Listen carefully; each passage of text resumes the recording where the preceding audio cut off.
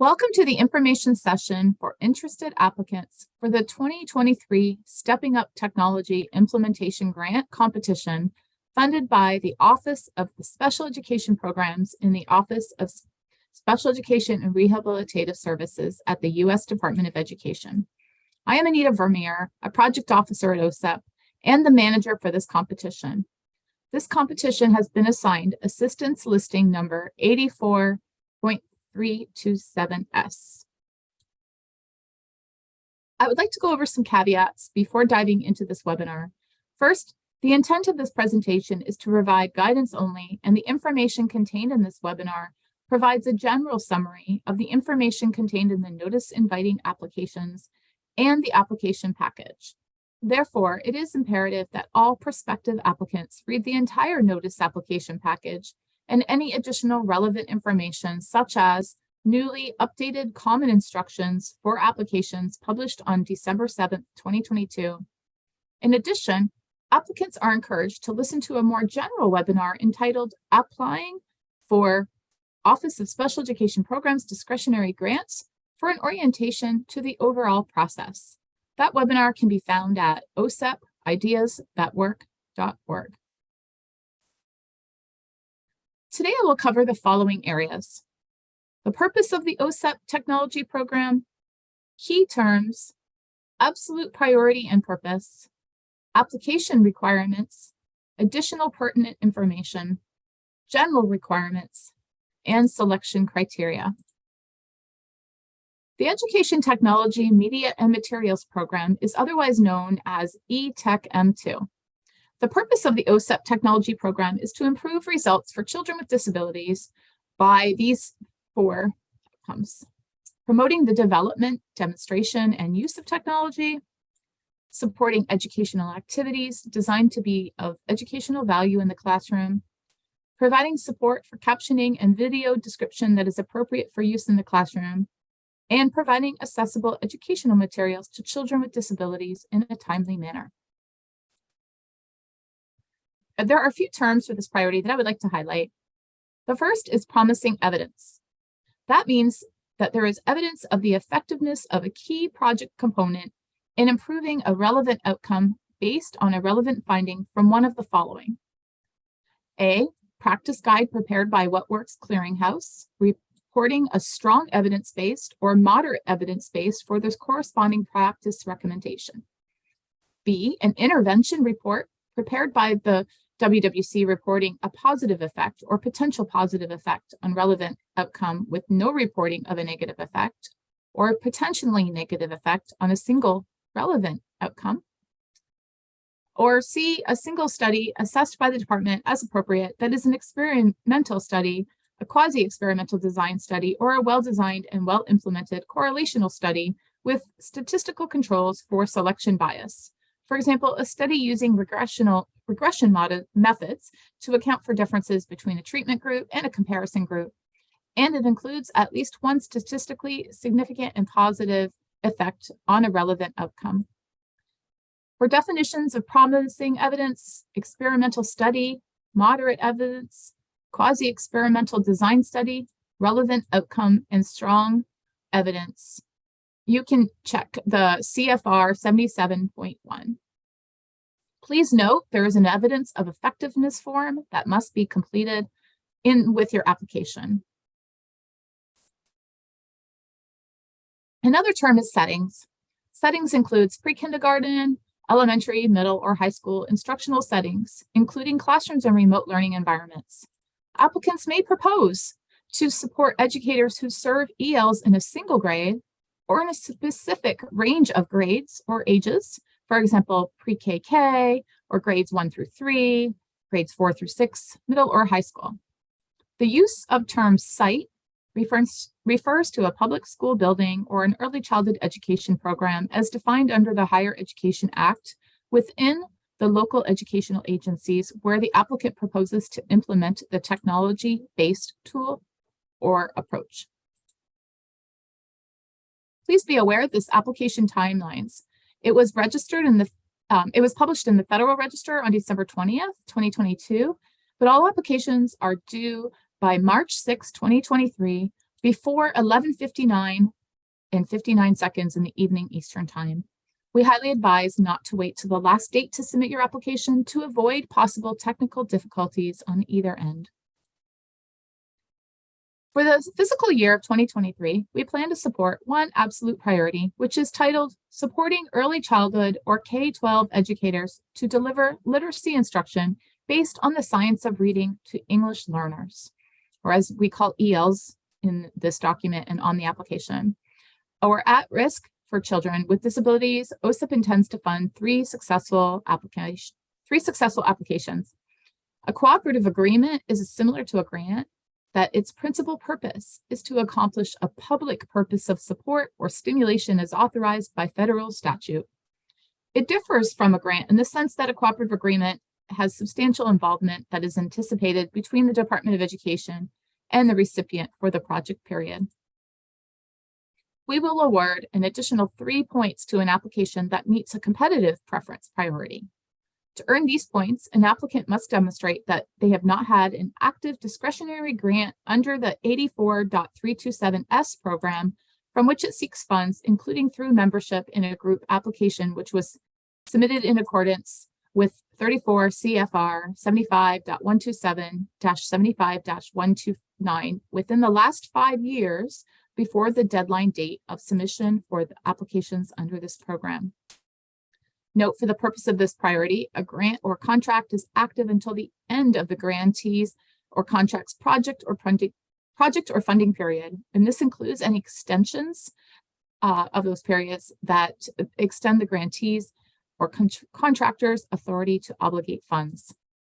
So applicants should indicate in the abstract if the competitive preference priority is addressed and must address the competitive preference priority in the narrative section.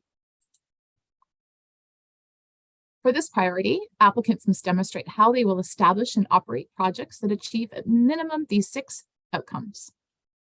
Improved literacy instruction based on the science of reading for ELs with and at risk for disabilities through proven strategies that effectively integrate an existing accessible technology-based tool or approach that is based on at least promising evidence. As mentioned earlier, promising evidence is defined in footnote 3 on page B6 of the application package. Increased educators' use and knowledge of technology to deliver effective literacy instruction based on the science of reading for ELs with or at risk for disabilities through professional learning and coaching. The third outcome is to increase educator collaboration and professional learning opportunities, to use technology to improve literacy outcomes of ELs with and at risk for disabilities, and to engage families to support their child's learning in the classroom and at home. The fourth one is improved engagement in literacy instruction and self-regulated learning opportunities leading to improved reading achievement for ELs with and at risk for disabilities. The next one is improved alignment of technology-enhanced instruction with existing curricula, state standards, and school initiatives.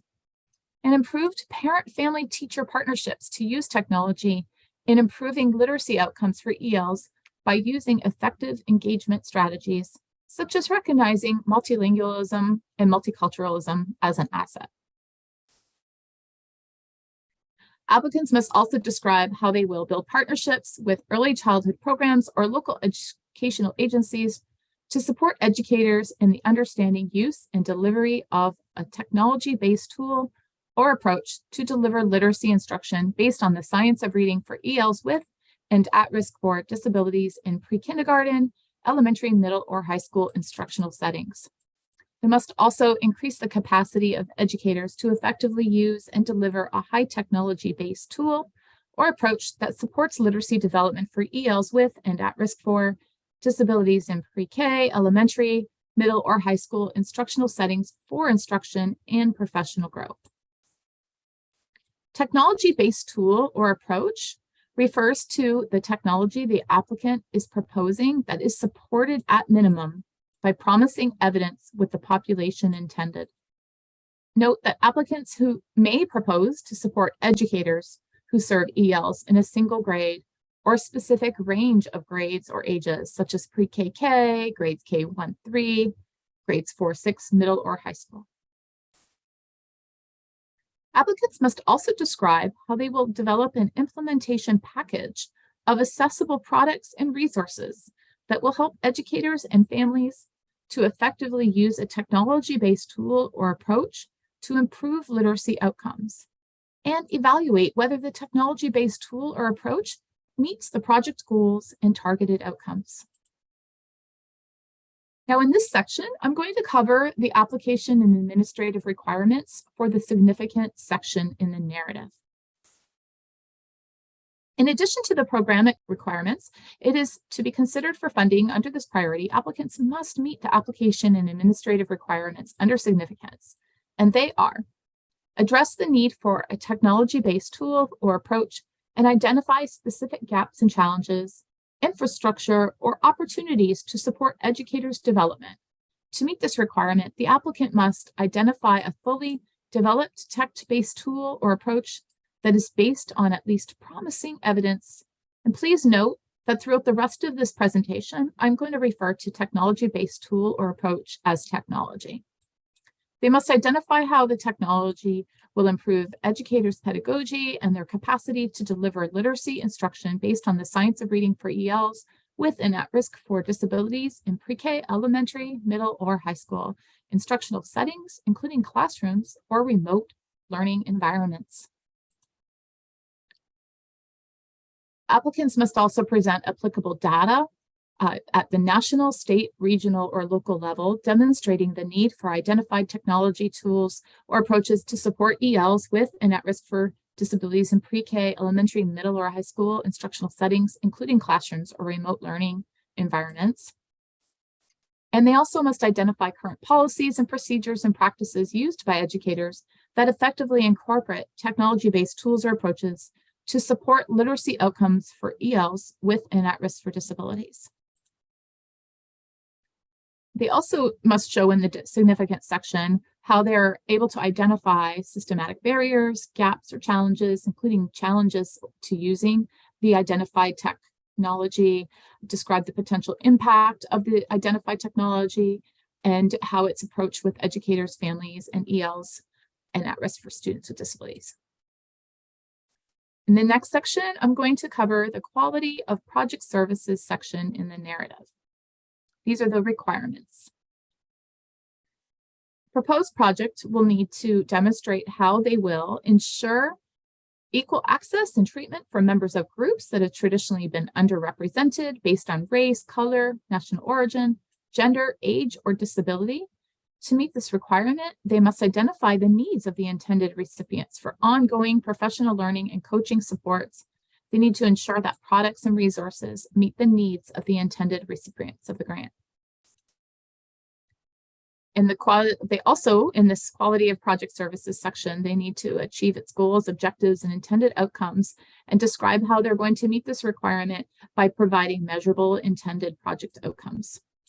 They need to be based on current research by describing how they're going to align the research policies and practices related to the benefits, services, or opportunities that are available with their technology. Describe how the proposed project also will incorporate current and evidence-based research and practices to guide the development and delivery of its products and resources, including accessibility and usability. And they also need to document that the technology used by the project is fully developed and has been tested and has been shown to have promising evidence and addresses at least the minimum of following principles of UDL. And the principles of universal design for learning are included on this next slide. Multiple means of presentation so that information can be delivered in more than one way. It means things like specialized software, websites, screen readers, and so on. Also, multiple means of expression are things that allow knowledge to be exhibited through multiple options, such as writing or concept mapping or speech-to-text programs. Multiple means of engagement is to stimulate interest in and motivation for learning, such as individual or group learning or learner choice. Applicants must demonstrate in the project services section how they will develop new products and resources that are high quality and sufficient intensity and duration to achieve the intended outcomes of the proposed project. To meet this requirement, they must provide a plan for recruiting and selecting sites with at least 10% concentration of ELs and where ELs with and at risk for disabilities are served. And this must include 3 development sites, 4 pilot sites, and 10 dissemination sites. There are details within the notice of inviting applications on all of these site requirements. Please read this information carefully as it's not included in this presentation. The proposed project must also provide a description of the expected student demographics and other pertinent data, such as whether schools are identified for comprehensive targeted support and improvement with the Elementary and Secondary Education Act. In the project services section, applicants must also provide a plan for dissemination, which must address how the project will systematically distribute information, products, and services to varied intended audiences using a variety of dissemination strategies to promote awareness and use of the project's products and resources that goes beyond conference presentations and research articles. They need to provide a plan for how the project will sustain project activities that go beyond conference presentations and research articles after funding ends. And they need to provide assurances that the final products disseminated to help sites effectively implement the technology-based tool or approach will be both open educational resources and licensed through an open access licensing authority. This section, I'm going to cover the requirements for the quality of project evaluation section. In the narrative section of the application under the quality of project evaluation, projects should include an evaluation plan as described in these following paragraphs. It must measure progress in implementation, including criteria for determining the extent to which the project's products and resources have met the goals for reaching the project's target population, measures of intended outcomes or results of the project's activities to evaluate those activities, and how the project will assess whether the goals or objectives of the proposed project, as described in its logic model, have been met. In designing the evaluation plan, the application must also provide a logic model or conceptual framework that depicts, at a minimum, the goals, activities, project evaluation, methods, performance measures, outputs, and outcomes of the proposed project. Provide a plan to implement the activities described in this priority, and a plan that links the project's logic model or conceptual framework for a formative evaluation of the proposed project's activities. The plan must describe how the formative evaluation will use clear performance objectives to ensure continuous improvement in the operation of the proposed project, including objective measures of progress in implementing the project and ensuring the quality of products and resources. Within the evaluation plan, the applicant must also describe a plan for method for assessing the development and pilot sites, current educator training use and needs, and any current technology investments, and the knowledge and availability of dedicated on-site technology training personnel. The readiness of development and pilot sites to pilot or try out the technology-based tool or approach, including a minimum, the current infrastructure, available resources, and ability to build capacity. Whether the technology tool or approach has achieved its intended outcomes for pre-K, elementary, middle, or high school educators, families, and EL students with and at risk for, and the ongoing professional learning needs of educators to implement with fidelity.